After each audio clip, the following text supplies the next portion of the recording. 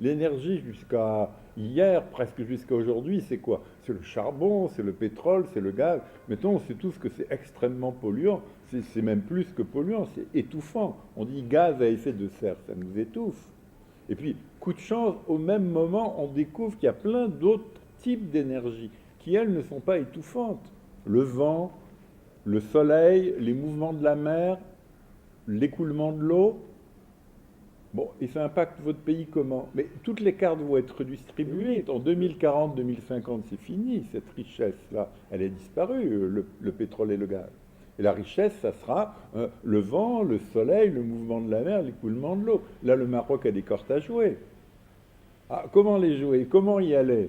Alors, le gouvernement peut fixer quelques orientations, mais aussi l'autre avantage de ces énergies vertes, c'est que beaucoup sont très décentralisés. Le vent, on peut le capter dans une ville, on peut même le capter dans une ferme, il y a des toutes petites éoliennes.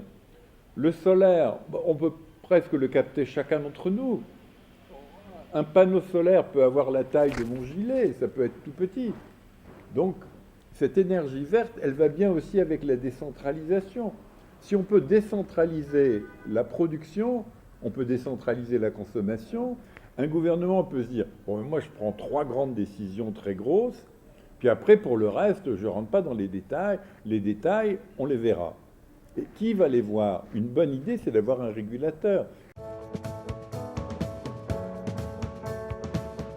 Et voilà le rôle de la régulation. Le gouvernement fixe 3 grands objectifs nationaux. On est à une époque de décentralisation de l'énergie, les panneaux solaires, les éoliens. En plus, on a la décentralisation des téléphones portables, du numérique, de la digitalisation.